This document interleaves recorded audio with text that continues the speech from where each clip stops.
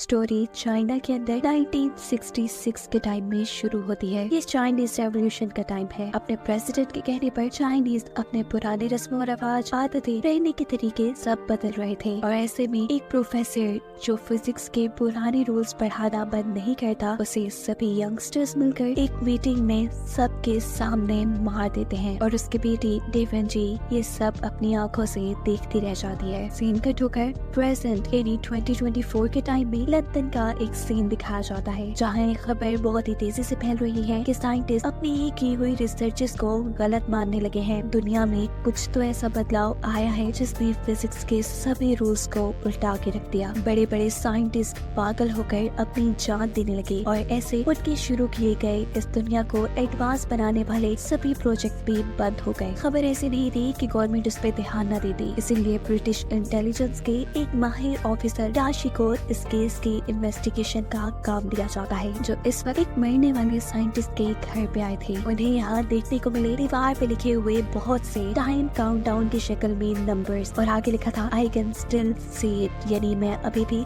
इन लफ्जों को देख पा रहा हूँ। साइंटिस्ट की पूरी बॉडी चाकू से जख्मी थी, यहाँ तक कि उसने अपनी आंखों को भी नोच के निकाल डाला था। दूसरी तरफ लैब के अंदर हम सोल नामी एक साइंटिस्ट को दिख रहे हैं, जो अभी भी इसी चीज के बारे में रिसर्च कर रहा है कि अचानक ही उनकी सभी स्टडीज कैसे फेल हो गई। इसमें कोई उनकी गलती थी या फिर अचानक ही दुनिया में कोई बहुत बड़ा चेंज आ गया। यहीं पर हम उनके साथी साइंटिस्ट को देखते हैं, जो भी एक बहुत बड़ा एक्सपेरिमेंट कर रही थी। वो इस वक्त पर सोल से कुछ बातें करती है और अगले सीन में किसी कुएं जैसी जगह में गिरकर अपनी जान दे देती है। यानी एक और साइंटिस्ट की मौत, जिसके बारे में सुनने के बाद डाशी उन्हीं के ग्रुप के बाकी साइंटिस्ट पे नजर रखने का डिसाइड करता है, क्योंकि उसे लगता था कि अब अगला कोई इन्हीं के ग्रुप में से मारा जाएगा। डाशी एक बात ये भी नोटिस करता है कि जो साइंटिस्ट ज्यादा बड़े प्रोजेक्ट के ऊपर काम कर रहे थे, उनकी मौत पहले हुई है। इनके ग्रुप में हम सबसे पहले मिलते हैं जिनसे। वो मल्टी डायमेंशनल फील्ड के ऊपर रिसर्च कर रही थी। उसके साथ ही ऑगी एक बहुत बड़ी कंपनी की साइंटिस्ट थी, जिसने अपनी कंपनी के लिए एक बहुत ही मजबूत माइक्रोफाइबर तैयार किया था, जिसकी मोटाई इंसानी बाल से भी कम थी। ये दोनों आपस में यही बात डिस्कस कर रहे थे कि आखिर साइंटिस्ट खुदकुशी क्यों कर रहे हैं, और दूसरी तरफ उनके बनाए हुए नए फॉर्मूलास जो उन्होंने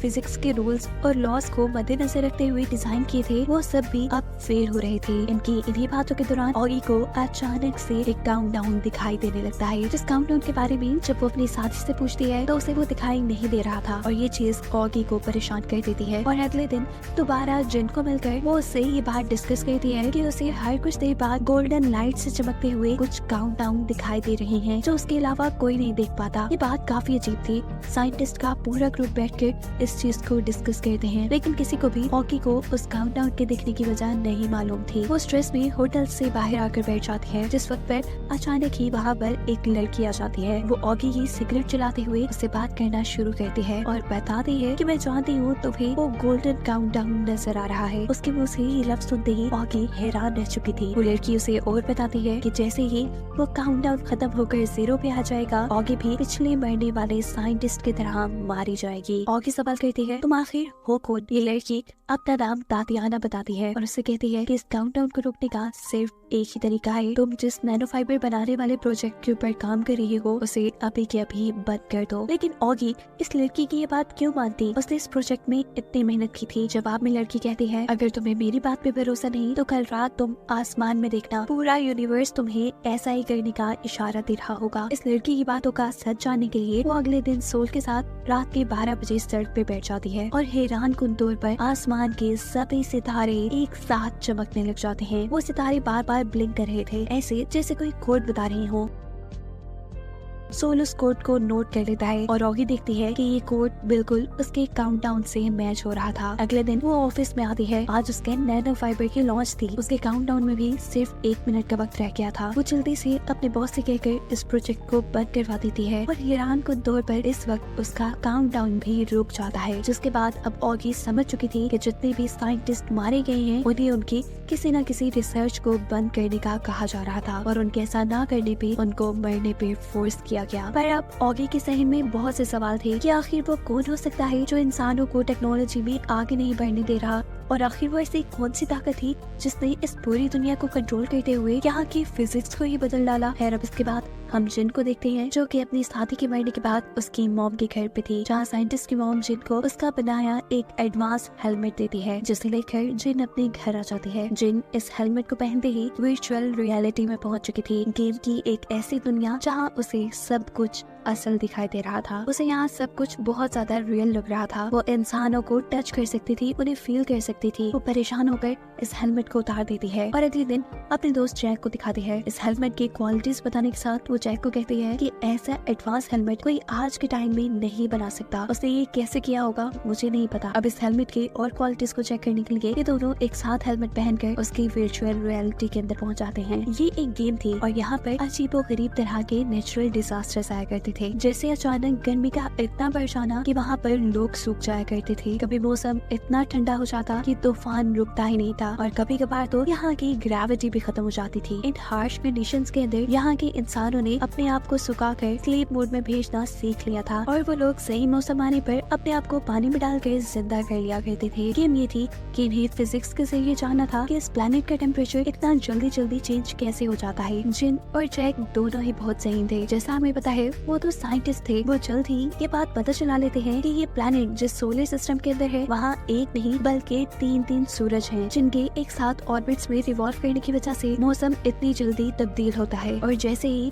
ये तीनों सूरज एक लाइन में आ जाते हैं तो इस दुनिया में आग लग जाती है। और ये बात जानने के बाद इन्होंने गेम का पहला लेवल पार कर लिया था। गेम के नेक्स्ट लेवल पर ये लोग देखते हैं कि आइजैक न्यूटन जैसे बड़े बड़े साइंटिस्ट इसी गेम के अंदर इस प्लेनेट की 3 बॉडी प्रॉब्लम सॉल्व करने आए थे। 3 बॉडी प्रॉब्लम मीन्स 3 सूरज का एक प्लेनेट के गिर्द रिवॉल्व करना। वो देखते हैं कि बड़ी बड़ी साइंटिस्ट ने मिलकर यहाँ इंसानों के जरिए एक कंप्यूटर बनाया था 3 बॉडी प्रॉब्लम को सॉल्व करने के लिए, वो भी एक कैलकुलेशन के जरिए। तब यहाँ खड़े हुए जिन और जैक सभी चीजों का अच्छे से अंदाजा लगाते हैं और उन्हें बताते हैं कि 3 बॉडी प्रॉब्लम कभी भी सॉल्व नहीं हो सकता, ये एक अनसॉल्वेबल प्रॉब्लम है। और उनके ऐसा कहते हैं यहाँ पर एक लड़की आकर उन्हें बताती है कि तुम लोगों ने बिल्कुल सही बताया, इसलिए तुम लोग लेवल 2 भी पार कर चुके हो और अगर तुम लोगों ने लेवल 3 पार कर लिया तो तुम्हें जल्द ही इस गेम के क्रिएटर से भी मिलवाया जाएगा। सीन कट होकर हमें पास्ट में चाइना का सीन दिखाया जाता है, जहाँ मरने वाली प्रोफेसर की बेटी वेंजी को मिलिट्री पकड़ कर ले जा चुकी थी। पहले तो उससे मजदूरी करवाई जाती है और फिर जब मिलिट्री वालों को उसका साइंस पे लिखा हुआ एक आर्टिकल मिलता है तो वो उसके टैलेंट को जानते हुए उसे अपनी एक खुफिया बेस पे ले आते हैं, जहाँ उसे पता चलता है कि चाइनीज ने एक बहुत बड़ा ट्रांसमीटर लगाया हुआ है जो सिग्नल्स दुनिया के बाहर भेजता है, जिसका मकसद है कि अगर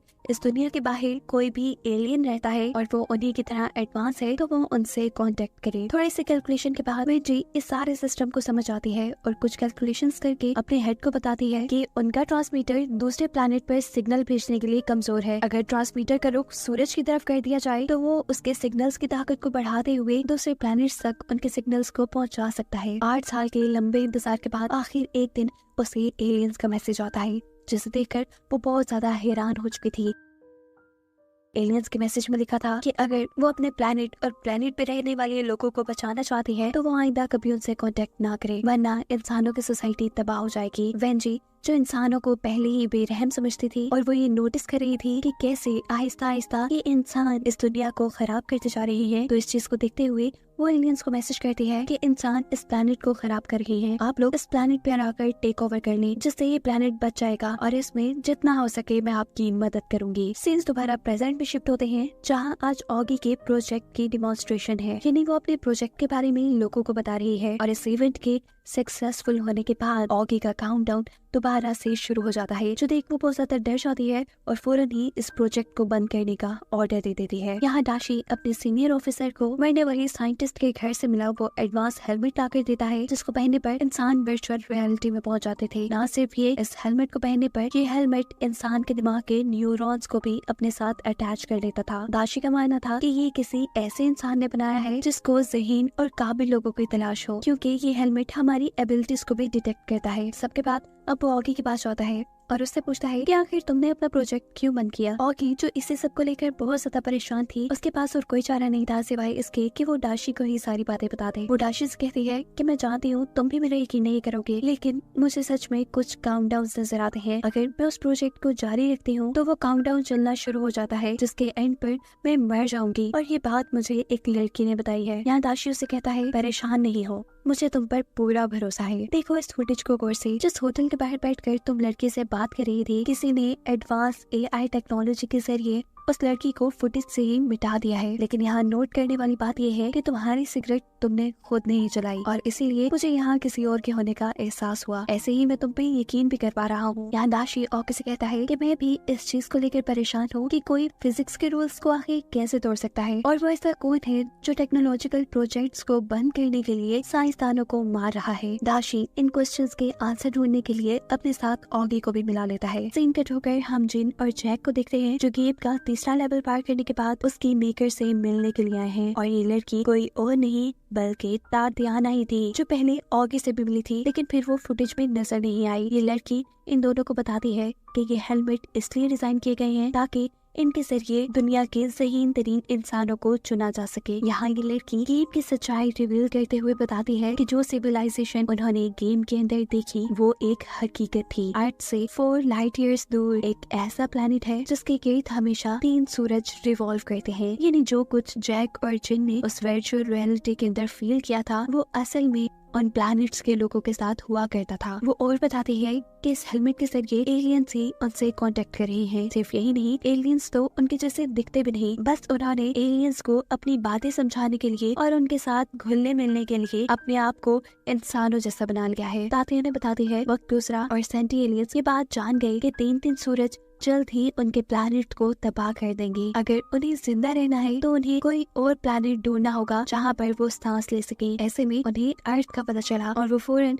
अपनी हजारों स्पेसशिप बनाते हुए अर्थ के लिए निकल पड़े, और ये लोग आज से पूरे 400 साल बाद इस अर्थ पर पहुंचेंगे। वो बताते हैं कि एलियंस इन ज़हीन इंसानों से कांटेक्ट इसलिए कर रहे हैं कि वो उनके यहाँ रहने को आसान बनाए और इंसानों को भी ये बात समझाएं कि सेंटी एलियंस और इंसान दोनों एक ही प्लेनेट पे यानी अर्थ पे हंसी खुशी रह सकते हैं। एलियंस के लिए ये काम एक बहुत बड़ी सीक्रेट ऑर्गेनाइजेशन कर रही है जिसकी मेंबर ये तातियाना भी है। तातियाना बताती है कि हमारी ही ऑर्गेनाइजेशन अर्थ में होने वाली बढ़ती टेक्नोलॉजी के सिस्टम को रोक रही है और वही साइंटिस्ट को भी मार रहे हैं ताकि इंसान इतनी तरक्की ना कर ले कि वो उन सेंटी एलियंस को हरा दे।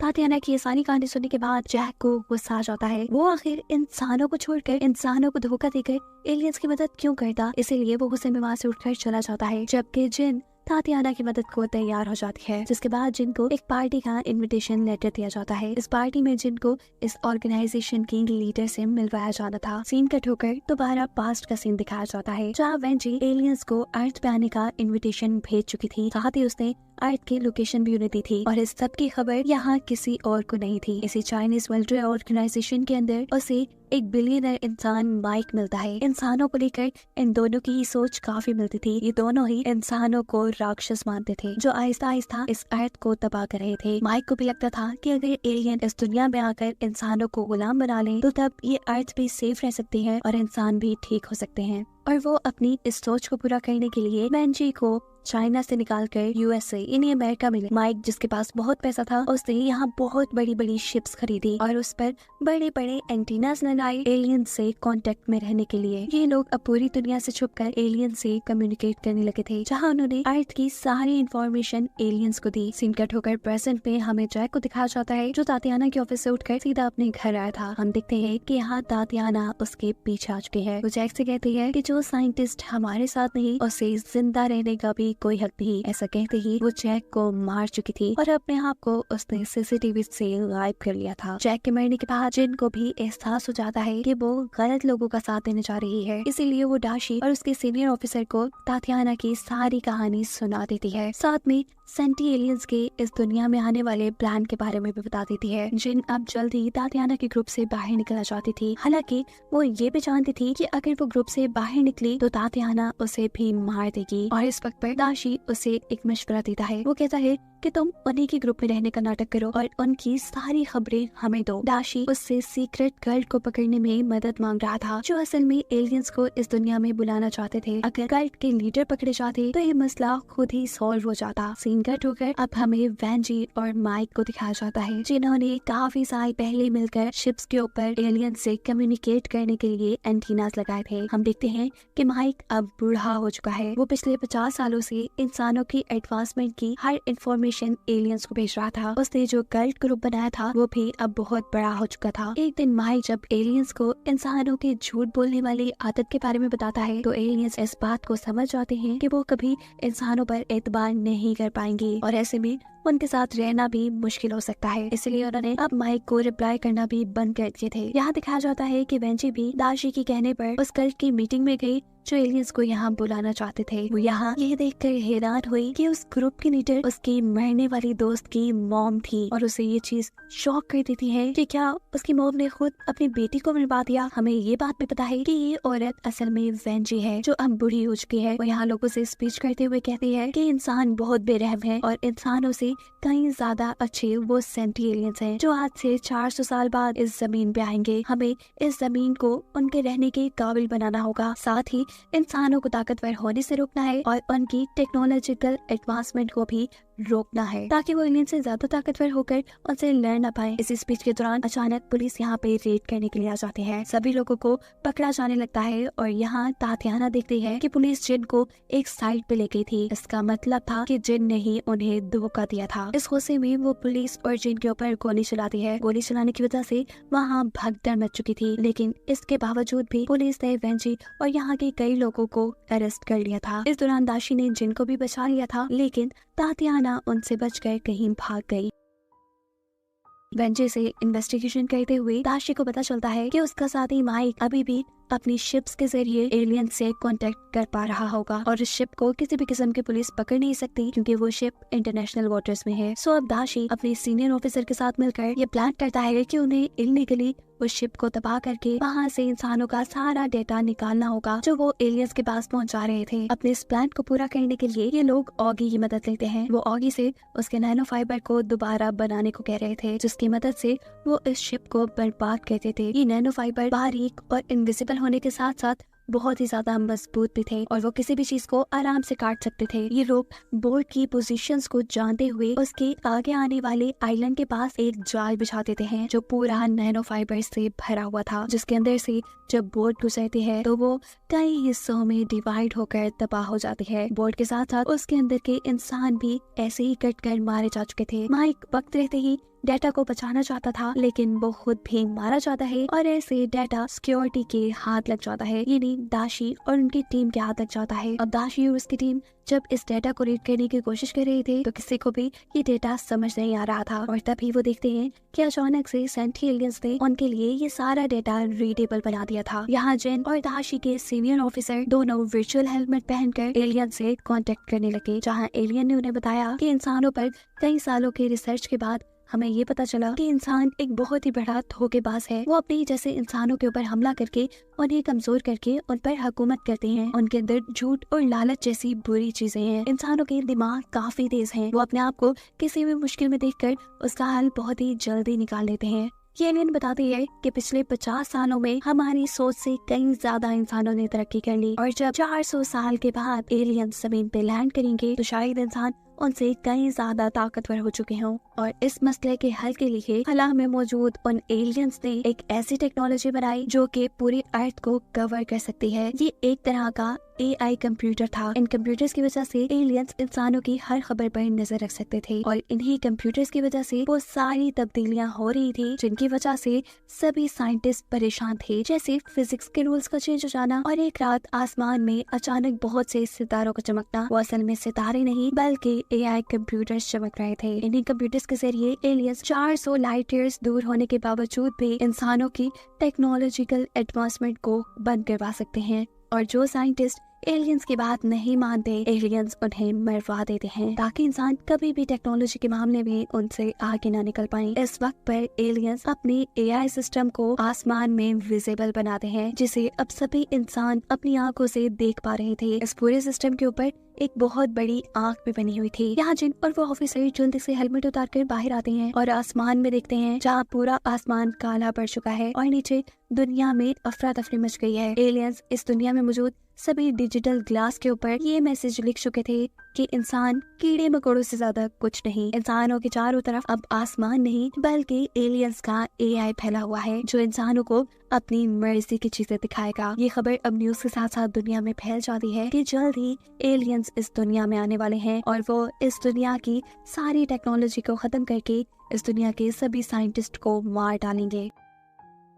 लोगों में डर फैल जाता है, अफरा तफरी मच जाती है और सिचुएशन को कंट्रोल करने के लिए आर्मी सड़कों पे निकल आती है। इस वक्त पर यूनाइटेड नेशंस में एक मीटिंग बुलाई जाती है ताकि सारे मुल्क इकट्ठे मिल बैठकर इस बड़ी सी प्रॉब्लम का सोल्यूशन निकाल सकें। यूनाइटेड नेशंस के मुताबिक अभी एलियंस के आने में 400 साल थे और वो बहुत ही आसानी से उनको हराने की तैयारियां कर सकते थे। दिखाया जाता है कि जिन यहाँ वेंजी से मिलती है वो से कह रही थी कि तुम हमारी सबसे बड़ी दुश्मन हो, लेकिन देखना हम भी हार नहीं मानेंगे। यहाँ दिखाया जाता है कि दाशी के सीनियर ऑफिसर दुनिया में बचे हुए सभी साइंटिस्ट की एक मीटिंग बुलाता है जिन्हें अब मिलकर काम करना था और उन्हें एलियंस के बारे में ज्यादा से ज्यादा चीजें पता चलानी थी। वो किन चीजों पर सर्वाइव करते हैं, क्या खाते हैं, कैसे रहते हैं, वगैरह वगैरह। ये बात जानने के लिए उन्हें किसी एलियन तक जाना था। साइंटिस्ट यहाँ मशवरा देते हैं कि अगर हम एक प्रॉप को बनाकर स्पेसशिप में भेजें तो वो जरूर हजारों में से किसी एक एलियन शिप से टकरा जाएगी और उसके जरिए हम एलियंस के बारे में पता चला पाएंगे। सभी को ये आइडिया पसंद आता है और जिनकी लीडरशिप के अंदर ये लोग कुछ ही सालों की मेहनत के बाद एक ऐसा प्रॉप बना लेते हैं जो लाइट स्पीड से ट्रैवल करते हुए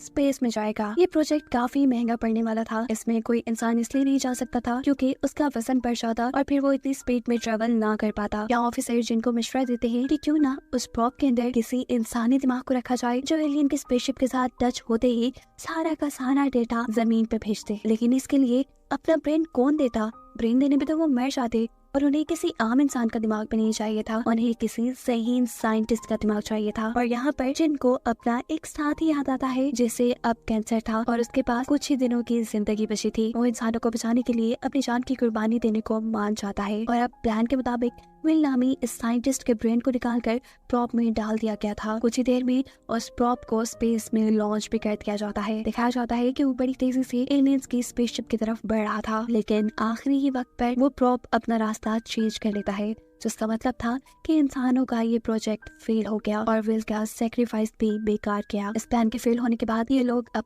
अगला प्लान बनाते हैं। इंडिया से एक मेजर बुलाए जाते हैं जिनकी लीडरशिप में अब चांद पे एक बेस बनाई जाएगी जिसके जरिए वो लोग एलियन से लड़ेंगे। सीन कट होकर हमें दिखाया जाता है तातियाना को जो उस कल्ट में बच गई थी और वो अब एलियंस के किसी भी सिग्नल का इंतजार कर रही थी। दूसरी तरफ दिखाया जाता है कि दाशी सोल नामी उस साइंटिस्ट को लेकर जो ऑगी और जिनका दोस्त था यूएन की मीटिंग के अंदर पहुंचता है, जहाँ यूएन यानी यूनाइटेड नेशन के लीडर इन सबको बताते हैं कि एलियंस के एआई का आसमान में होने की वजह से वो लोग जमीन पे कुछ भी करेंगे तो एलियंस को उसकी खबर हो जाएगी। इंसान चाहे जितना भी ताकतवर कोई वेपन बना ले, एलियंस उसकी खबर लेकर अपने आप को उससे भी ज्यादा मजबूत कर लेंगे। लेकिन अब खुशी की बात ये थी कि बहुत रिसर्च के बाद कुछ साइंटिस्ट ने इस एआई की एक कमजोरी ढूंढ निकाली थी, जहाँ ये एआई इंसानों को सिर्फ ऑब्जर्व कर सकता है, इंसानों को अपनी मर्जी की चीजें दिखा सकता है, लेकिन वो इंसानों का दिमाग नहीं पढ़ सकता। सो इसलिए इंसानों के पास उनकी सबसे बड़ी ताकत उनका दिमाग है और इसी चीज को ध्यान में रखते हुए यूएन ने एक नया प्रोजेक्ट बनाया था। इस प्रोजेक्ट में सिर्फ 3 लोग काम करने वाले थे। इन 3 लोगों का मेन मिशन था एलियंस को हराना और जो भी प्लान था